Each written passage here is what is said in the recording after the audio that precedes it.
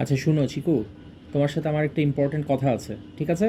আমি বলি, তুমি কিন্তু মনোযোগ দিয়ে শুনবা। এদিকে তাকাও, এদিকে তাকাও, এখানে তাকাও। তুমি যে খাবার খাও, ওই বাটি থেকে তুমি খাবার কেন ফেলো? এই যে, I am talking to you, মনোযোগ দিয়ে কথা শোনো। ক্লিনিং পরে করো, আগে আমার কথা শোনো। তোমাকে যে বাটিতে আমি খাবার দেই, ওই বাটি থেকে তুমি খাবার নিচে ফেলো কেন? তুমি না একটা ভদ্র বিড়াল? Hello Chiku, I am talking to you, আমার কথা শোনো। তুমি খাবার নিচে ফেলো কেন? খাবার কি নিচে ফেলা উচিত?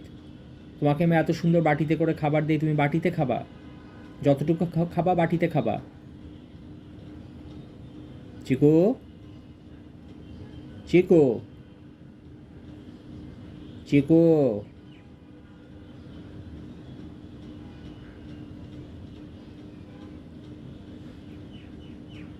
চিকু। ইস, মানে আমার কথার কোনো ভ্যালুই নেই তোর কাছে না? এই, কে? ওমা, দেখছো আমার দিকে পিছন ফিরে বসে গেল, যে মানে আমার কথার কোনো ভ্যালু নাই। মানে পাত্তাই দিলাম না তোকে, এরকম একটা ব্যাপার।